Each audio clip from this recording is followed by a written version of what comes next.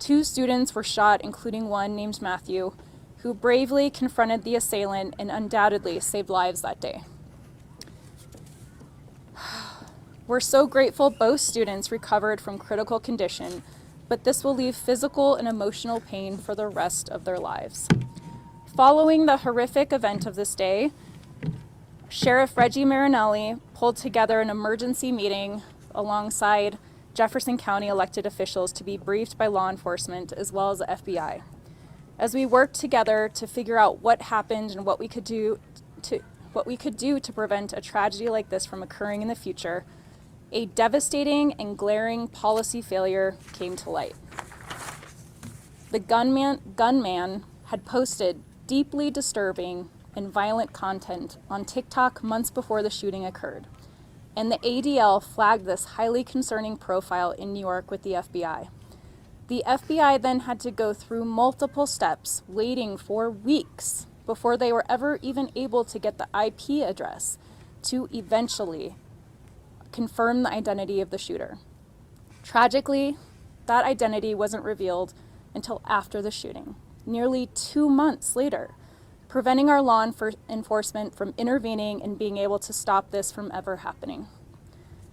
That's why we're bringing legislation at the federal and state level to create a standard to ensure timely response to identify people who are a threat to our community, no matter what state they live in, and bring accountability for social media companies if they fail to comply.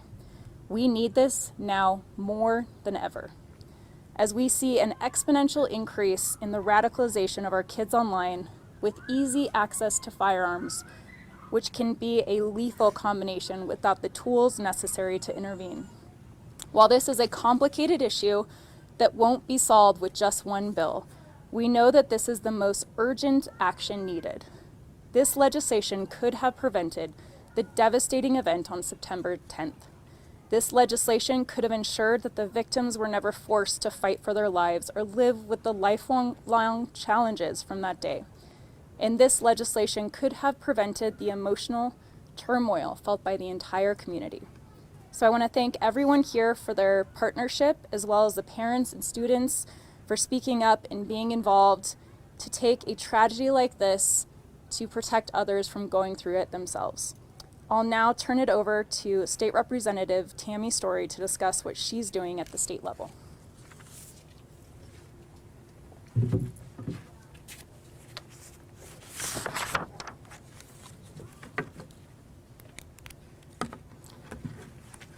Good morning, everyone. Thank you so much for joining us today for this press conference. I so appreciate all of you being here, but especially the people in the community, parents and students and staff that have joined us. As the elected representative for Southwest Jefferson County, I was horrified as the news of the Evergreen High School shooting reached me on that dark day of September 10th, 2025. The Evergreen Conifer community is a quiet, peaceful place to live, work, and raise families. And this shooting shattered that essence in a moment of time. We must remember that the people within the walls of Evergreen High School, the food service workers, the building maintenance team, the teachers, the educator specialists, and the administrative staff are dedicated, caring individuals who, along with the student body and their families, have been deeply traumatized by this event. Today, some of our teachers and students struggle to even return to the building, haunted by graphic memories that impact them every single day. Families are left to wrestle with the heavy uncertainty of whether their children and loved ones are truly safe the moment they leave home. The shooting has resulted in lifelong impacts that have altered a whole community. As we looked for answers in the wake of this tragedy, we discovered systemic failure in the law enforcement and search warrant process that took place. We learned that a social media post foreshadowing this event was flagged by the Anti-Defamation League in New York as early as July 5th, over 2 months before the shooting took place. A complaint was filed with the FBI in New York, and the search warrant process began. But under our current system, it can take 3 separate warrants just to identify a single individual. In Colorado, social media companies technically have 35 days to turn around a single search warrant. And they often take every single day, not turning over life-saving information until the last second. In total, this search warrant process took a staggering amount of time, about 75 days. And by the time the information for the Evergreen case was finally complete, the shooting had already happened. The clock ran out because the process was too slow. And that is a failure we are here to fix today. This bill, which I am proud to unveil, creates a new standard for the digital age by requiring a search warrant response time of just 24 hours.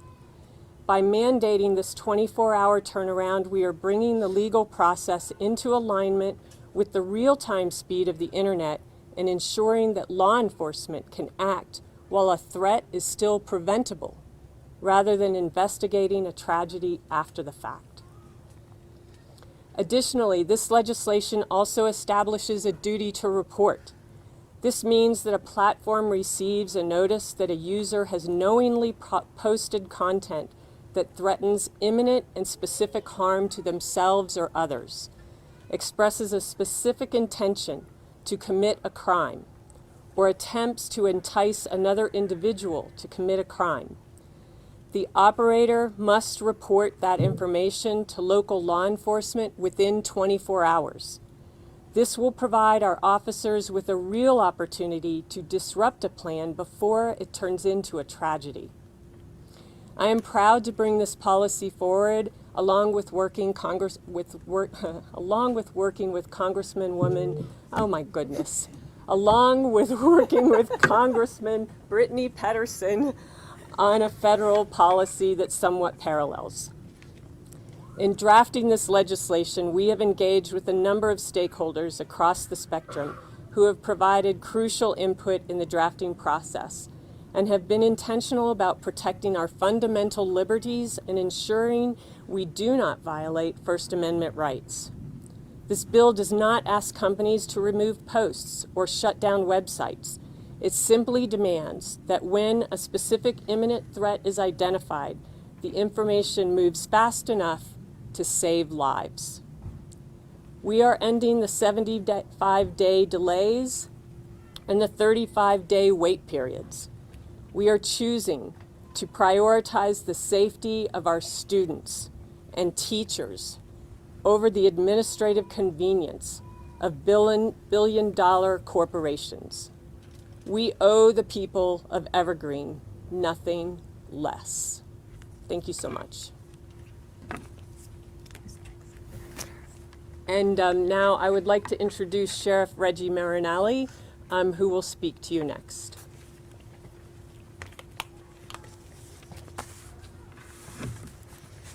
Thank you. Good morning, and thank you to our partners, our elected leaders, those affected by the shooting on September 10th, and our Evergreen community for being here today.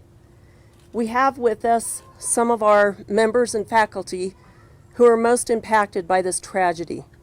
Andrew Spears is a teacher at Evergreen who was in the line of fire, and Chris Kohler, the uncle of shooting victim Matthew Silverstone. There are many others with us here today also. Today is about protecting kids, supporting families, and making sure we learn from this tragedy. Last September, our community experienced the unthinkable at Evergreen High School. In a matter of minutes, a student fired several rounds, critically injuring 2 students before taking his own life. What we know from case after case is that digital evidence matters. It helps law enforcement identify threats, find suspects, and intervene before violence occurs. So let me explain how we got here. Within 48 hours of the Evergreen shooting, I received a call from Special Agent in charge of the local FBI asking for a meeting. It was late in the day, and he insisted we meet late that night. I knew this was not good, but I did not know what it was about. During that meeting, I was advised that there was a tip referencing the Evergreen shooter that was initiated by the Anti-Defamation League in New York.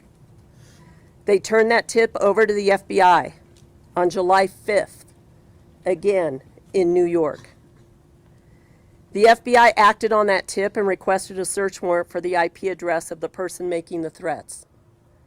Once they received that information, they took that information and then wrote a second search warrant requesting the information for the URL. Once that information was received, they sent a third search warrant, which would then lead them to the email address and the home address of the person responsible for the threatening posts. All of this was completed. The information was obtained and the address of the person making this threat was revealed. However, because of the time it took to get those search warrants back, the shooting had already occurred. You see, in the state of Colorado, as the representative said, the law allows social media companies upwards of 35 days to respond to a valid search warrant. My heart sank, as did others in the room that evening. Within seconds, I knew that I could not sit back and let this information be nothing more than bad news. I knew that we had to take action. I reached out to someone I had worked with in the past, whom I trusted to have a conversation, and that is Boulder District Attorney Michael Doherty. He and I spoke several times, and at one point he asked me, "Sheriff, do you want to change state law or federal law?" And my response was both. This was the perfect example as to why change needed to occur nationwide. The threat from our school shooter was seen by someone in New York, not Colorado.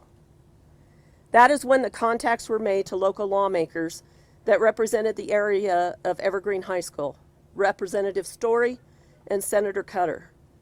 Following those conversations, I then spoke to Congresswoman Brittany Pedersen. There has been a lot of work and many, many hours put into the drafting of these bills at both the state level and the federal level. The legislation we are announcing today would require responses within 24 hours when law enforcement has legal authority and judicial approval. This is not about expanding government power. It is not about bypassing the courts. And it is not about weakening privacy protections. This effort started with one simple question: what could we do differently to prevent the next tragedy? Working with our state and federal partners, we developed legislation focused on speed, accountability, and prevention. Based on what we learned from Evergreen, we believe faster access to digital evidence could help stop future attacks and potentially help individuals in crisis before they harm others or themselves. The state legislation will be introduced to the Colorado General Assembly in the coming weeks. We owe it to the victims, their families, and every student, teacher, staff member to take action. We cannot change what happened, but we can work together to reduce the chances it happens again. Thank you. And at this time, I would like to introduce the Jeffco School Superintendent, Tracy Dorland.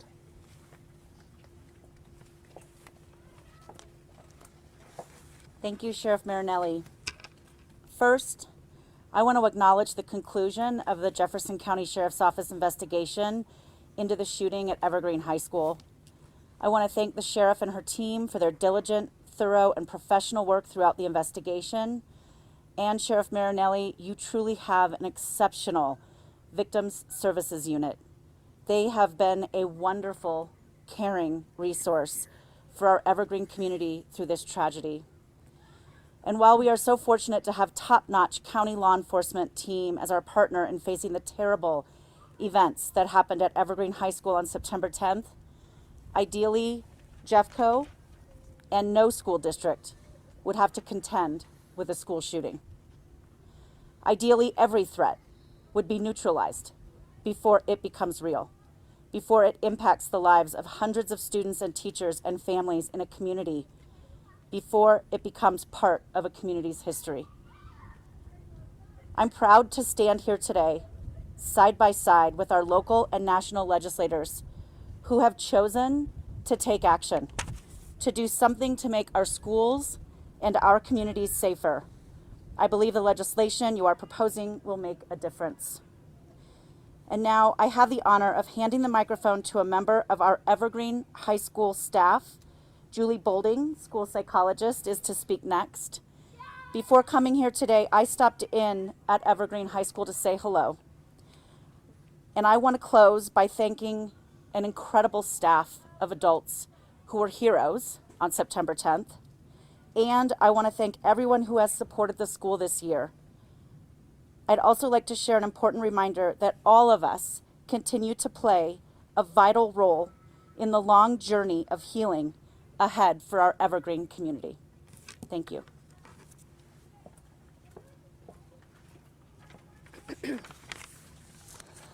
My name is Julie Bolding.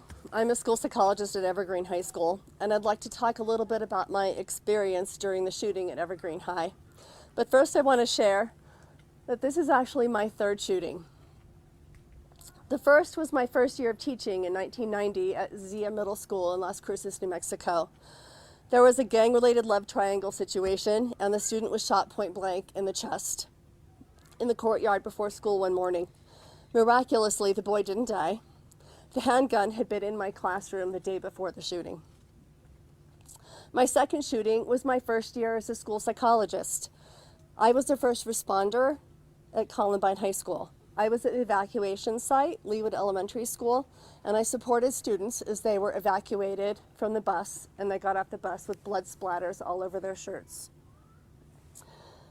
That's a moment I will never forget. It feels like it was yesterday. Now this. On Wednesday, September 10th at lunchtime, I was hosting a brand new GSA club meeting in a classroom in the lower level of our building. I had draped a large rainbow flag over the door so students could find the space. At about 12:20, the student who was going to lead the meeting arrived with her lunch. I said, "Great, let's get started." I heard a series of loud noises from the stairwell. My initial thought was that someone had thrown a chair down the stairwell. I turned to the the special education teacher who was in the room with me, and I said, "What was that?" She said she didn't know. I was hobbling on a broken foot towards the door to go investigate, and I was about to step into the hallway when she grabbed the door and locked it. As we then heard 2 or 3 more, what we now know are shots, that hit the first student who was shot in our building as he was on his way to our meeting. If I had stepped into that hallway as I intended, I likely would not be standing here today. Once the door was closed, I turned around to see that the 12 students in the room had scattered. They dove into empty cupboards. They moved a big metal bookshelf and hid behind it. One student exclaimed, "I don't want to die." The 3 adults dove under desks and a table lined up along the wall. I was trying to fit my 2 therapy dogs, standard poodles, under the table with me. And Remy, my big male, wouldn't fit, and he didn't understand why I was yanking on his collar. What felt like several minutes later, the emergency signal locks, out of sight, went off. We were already sheltered. The students were amazing. The special education teacher said, "Julie, can you check the door? I'm not sure I locked it." I was afraid the flag might have gotten caught in the doorway, so I got up and I checked. I moved across the room instead to hide behind the large wooden teacher desk where my 2 standard poodle therapy dogs would fit better. I was in clear view of the door, and I thought, if someone comes in that door, this desk isn't going to stop any bullets. So I pulled out my phone and I began texting my family, telling them I was in a real lockdown with gunfire in the hallway and that I loved them, just in case. I had tears streaming down my face. I texted my best friend Erin, who is also a school psychologist. I said, "Thanks for being my BFF. I love you." She started searching the news. As I sat under the desk with the dogs, I thought, okay, any minute now, they're going to come over the intercom and release us, and we're going to learn that these were just fireworks. My dad and husband were texting me, telling me to barricade the door. That would do no good because the door opened into the hallway. Eventually, my friend texted me that the police were responding to an active school shooter and that there were 2 injuries. So I now knew this was not a prank, and I was even more terrified. We sat in the dark for 90 minutes. The students and the dogs were amazing. No one made a peep. I was so proud of them. Finally, the Jeffco Sheriff's officers came and unlocked the door and escorted us out. When we evacuated to Wilmot Elementary School, I heard the story of a staff member whose child attends Wilmot. The child said when he was reunited with his mom, "Mommy, this is my first school shooting. Is this your first school shooting?" That is not a question children should have to ask. I know this. The standard response protocol and that wonderful special education teacher kept me and the 12 students in that room safe. There are countless heroes in our building who hid students in their rooms, shielded students from gunfire, helped students escape out of the library to evacuate to Wolf. Lives were saved because of the standard response protocol. Those lockdown procedures worked. My 3rd school shooting was definitely my worst. I sure hope it's my last. Children should not have access to guns. We need the resources for investigators to be able to stop the school shootings before they start. I'm grateful for Congresswoman Brittany Pedersen, Representative Story, and Senator Cutter for bringing legislation forward to make schools safer. I'd like to now introduce Tyler Guyton, Student Body President, who's going to say a few words. Thank you.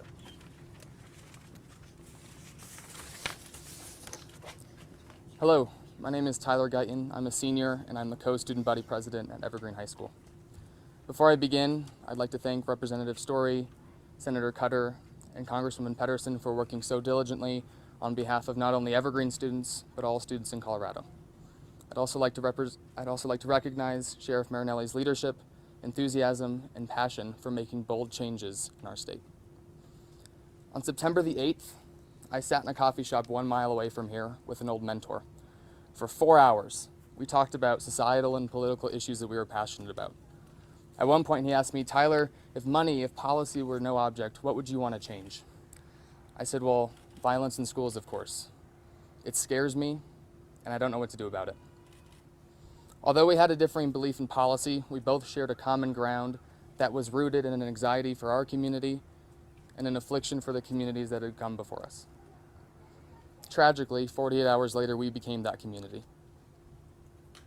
In the days following the shooting that occurred right behind me on September the 10th, 2025, we were faced with the reality of isolation, grief, and a shattered sense of safety.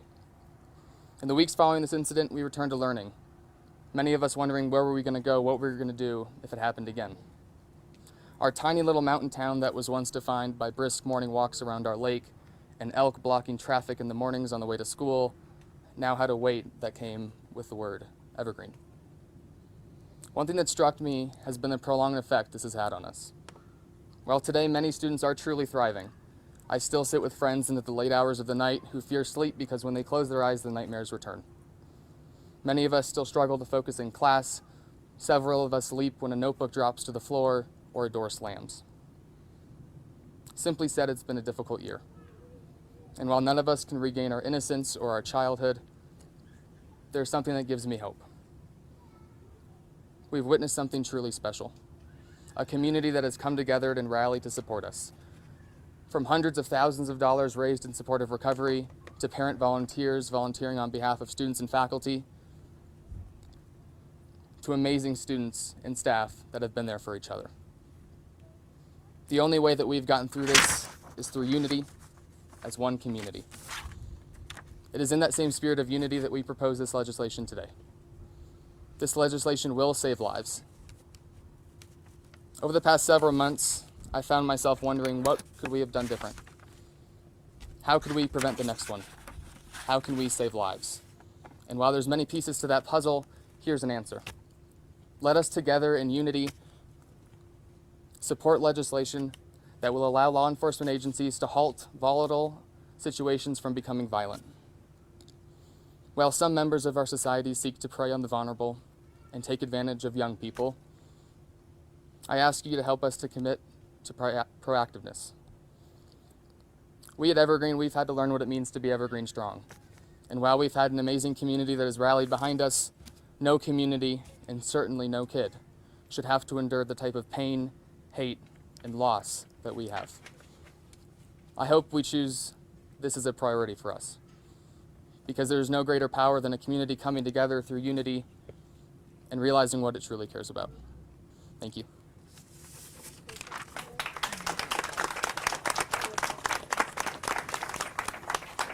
I will open it up for questions, but first, I want to thank everybody for coming together today. Sorry, I've been up since 2.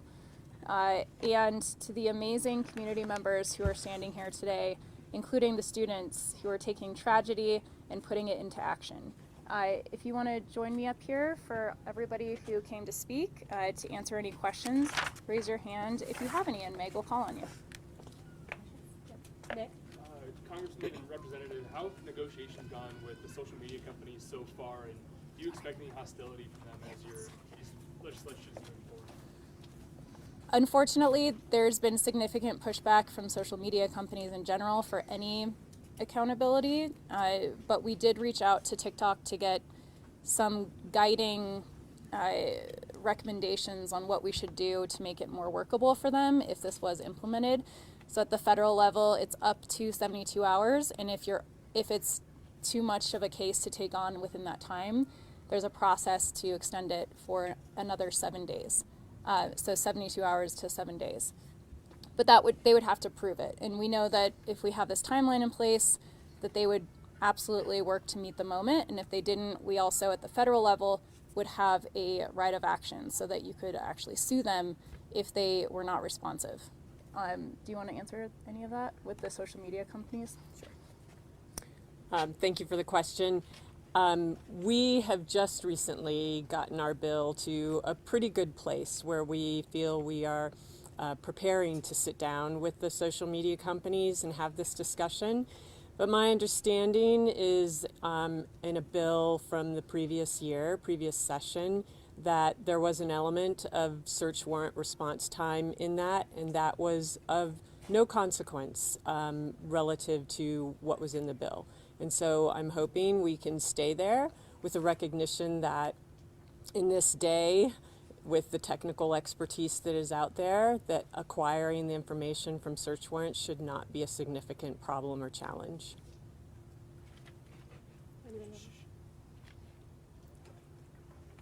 Do you want to go, Colleen? Yeah, thanks. Can you just clarify, what did investigators know at the time of the shooting about the person making these threats?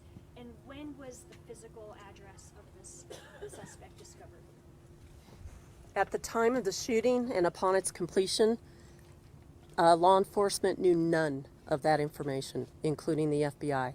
The information of the shooter's address came in after the shooting was completed. Right after, or is that the 75 days later?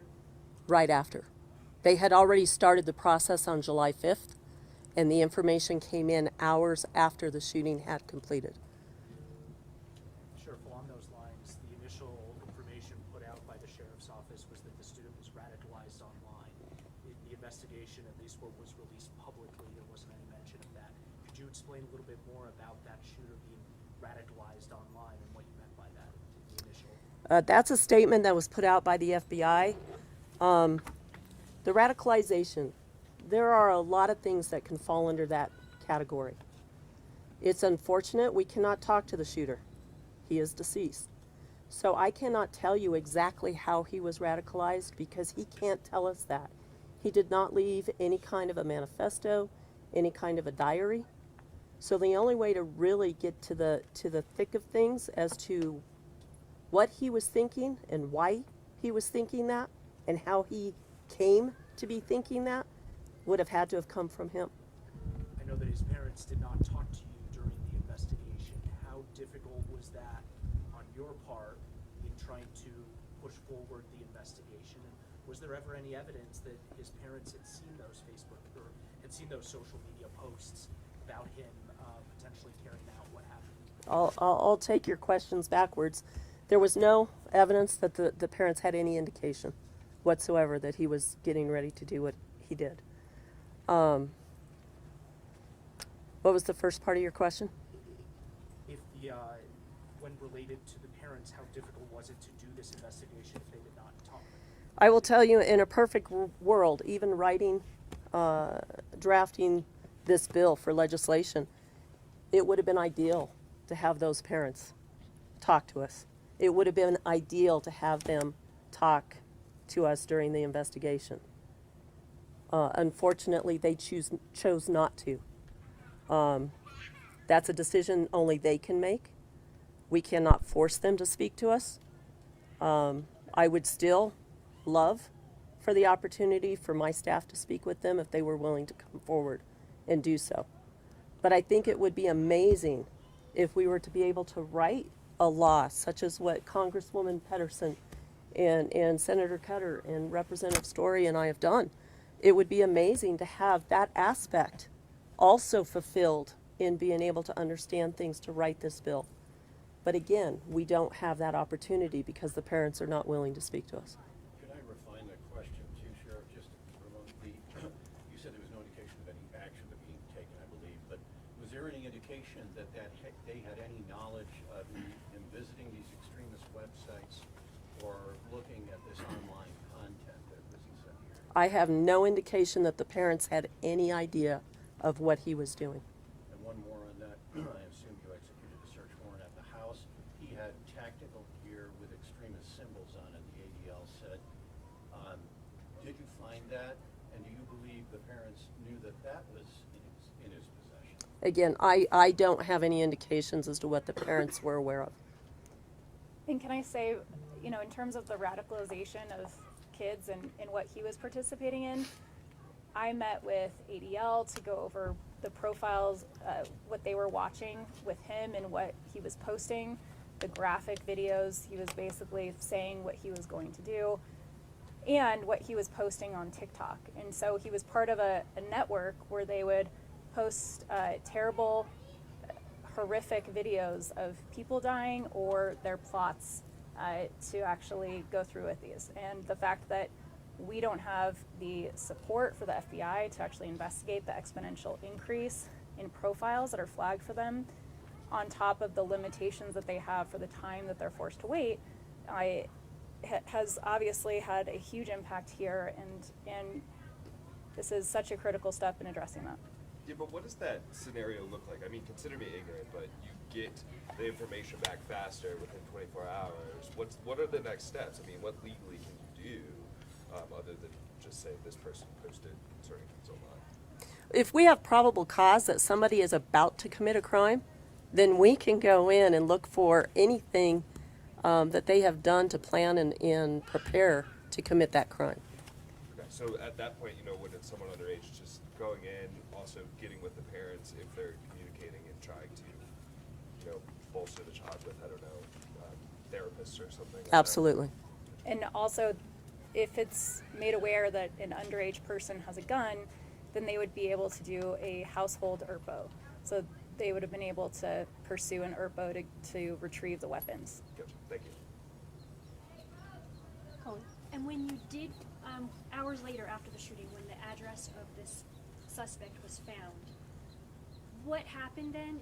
Was it the FBI that did something? Did the technology company do something? Who actually found that out, and is that just a coincidence? At that point in time, we had the address, and a search warrant was conducted. But as far as on the other side, the other investigation that was already happening with the FBI. It was turned over to us because the event had already occurred. Okay. Gabby? So we know that the Evergreen shooting was the catalyst for this legislation, but I'm curious to know if this was a situation that had been on you all's radar for a while, just trying to get information from social media and not being able to. How long have you wanted to work on legislation like this? I can tell you, having been a criminal investigator for many years ago, the amount of time it takes to get search warrants back has always been a frustration. The Evergreen High School shooting was something that brought it to the forefront, and magnified it, which led to our collaboration in moving forward with legislation. And a piece of this was in a bill last year Yes. as well. So they've been working to address it and were unable to get it across the finish line. Correct. This also has impacted a woman in Broomfield who was being harassed, and they couldn't get the identity of the person. They were harassing her online, and they found out after she was already killed by her husband, the identity of the person who was harassing her. So unfortunately, two events that have happened here in the 7th Congressional District over the summer. Can you confirm if there's any sort of FBI investigation continuing right now? I'm not aware of any FBI investigation reference Evergreen. Tyler, do you mind if we ask you a question? You want to come up here? Step up to the podium. I'm just interested,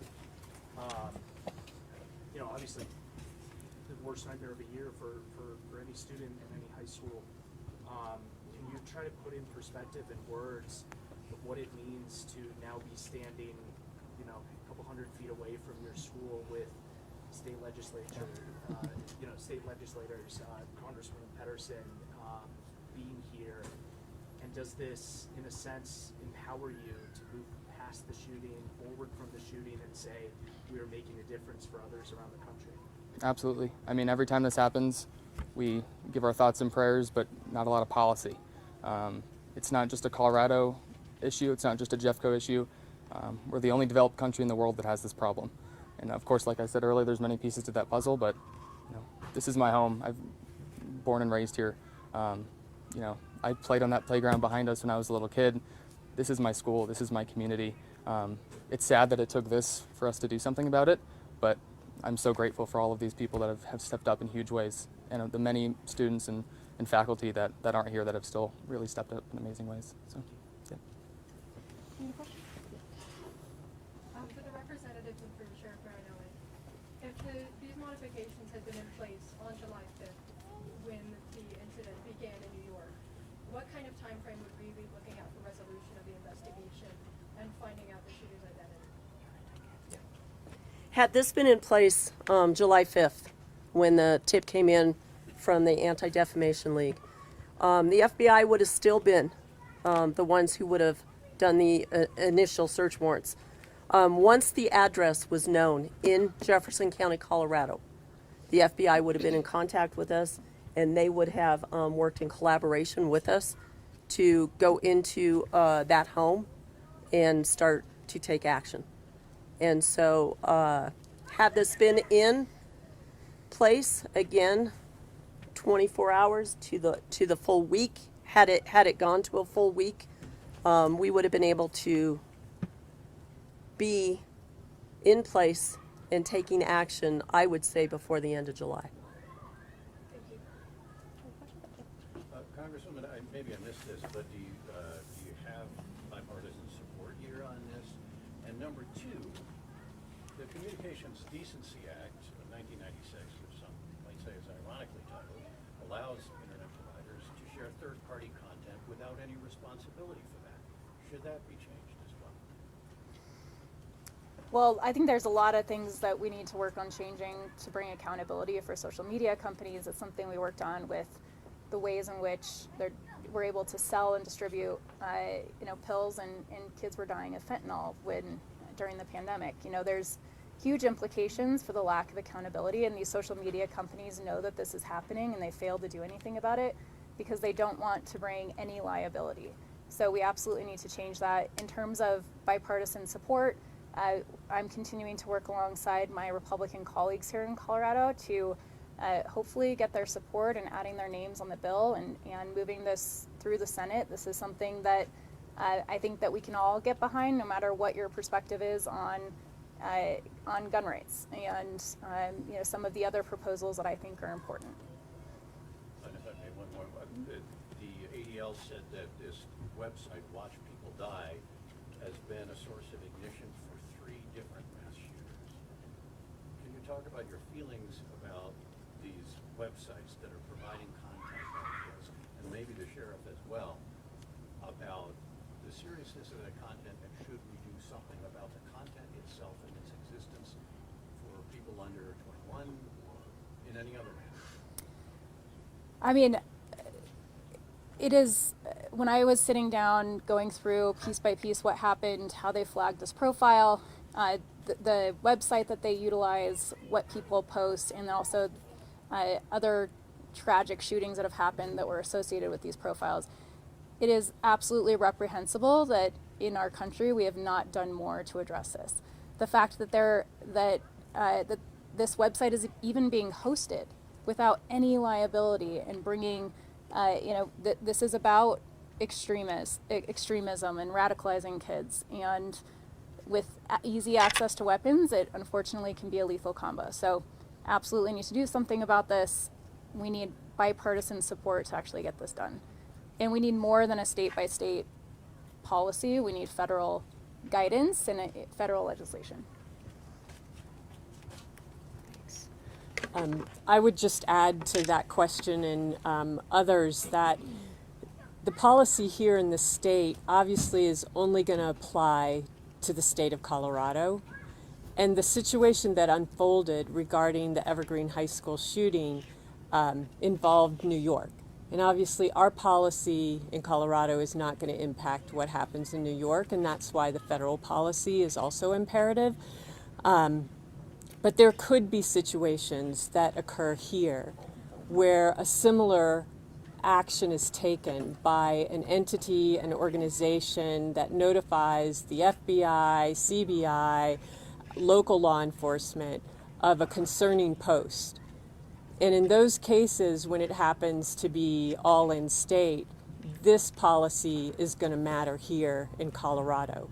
And so by moving this forward, it also inspires other states to also move forward with similar policy. And hopefully it helps bolster what's going on at the federal level with Congresswoman Pedersen, I'm so sorry.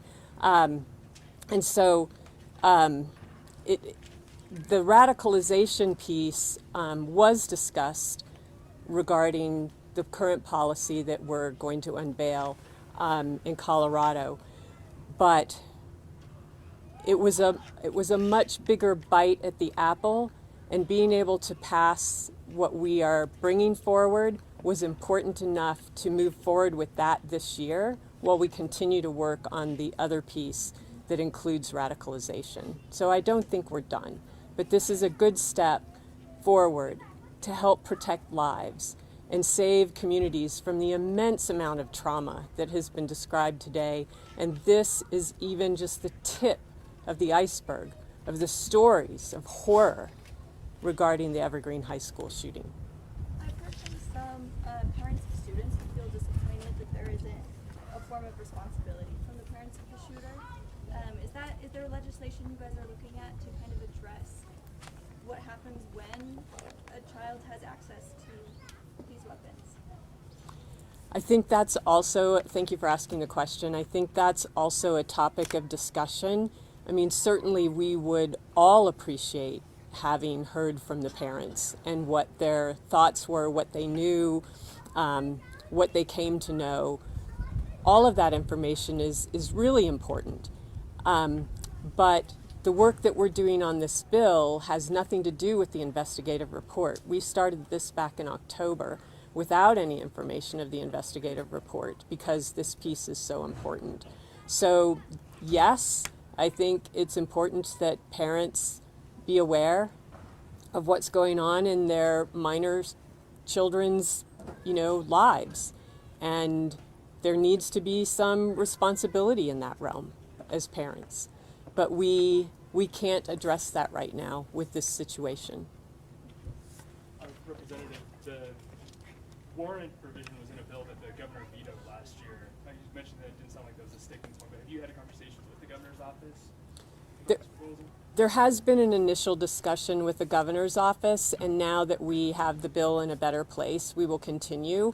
But the governor's letter of regarding the veto, I'm sorry, I'm blanking on the name of it, but the letter of response to the veto did not indicate that there was any opposition from the governor's office regarding the response time for the search warrant piece. There were many other components in that bill that he vetoed that he did discuss. Congresswoman, you had mentioned it sounded like you don't have a guarantee from the speaker that this bill will get a hearing, and that gun rights might be a sticking point with that. Is that correct? Well, I was just making the point that this is something that, we should be able to come together on a bipartisan way. So I'm going to still be working alongside my Republican colleagues to get bipartisan support. And hopefully, we actually have the State of the Union coming up, and Tyler is going to join us and tell his story about how important this is, and be there in Washington to talk about the need for action. So we're going to keep highlighting the story here in Evergreen and building those coalitions needed at the federal level. Sheriff, I just had a follow-up to what you said before to make sure I understand. The FBI turned the information over to you because the shooting had occurred, but when did the FBI discover the address for the person who was making it? After the shooting was completed. They discovered it just hours. Hours after the shooting was completed. And that's just like a coincidence? I mean, it's just so hard It's a to fact. imagine. After the shooting was over, the FBI was able to get the answer on their third search warrant, which revealed the address of the shooter. Because they got it from the ones they were, the company they were seeking. They got it information from the search warrants they had produced. Thank you. Can I just add one more thing? We think it was around 75 days of time from July 5th. I mean, it was approximately that. The sheriff can identify what it was exactly, but 75 days to turn around the 3 search warrants that occurred and were initiated in New York. But had this happened in Colorado with a 35-day response time deadline for social media companies, that's 105 days. If it had taken 105 days and it all occurred here in Colorado, it would have been a month longer before the information was available about that post, a month after the shooting had happened. So it really is about that search warrant response time that's so important. Being able to get that information sooner and be able to disrupt a potential incident is imperative to saving lives and saving whole communities from trauma. Anybody have any other questions? Sheriff, you have said you've dealt with the social media companies before. Does it seem that they are appropriately staffed to address these warrants and things of this nature? You'd have to ask them for that. I have no idea how their staffing is. They're also plenty profitable, and what we do know is that on the FBI side, I don't have the exact numbers, but he talked about the person that we met with, who is our point in this region, the exponential increase in the amount of profiles that are flagged, just the radicalization of our youth, and the need to have the support to actually identify people like this before there's a tragedy like Evergreen.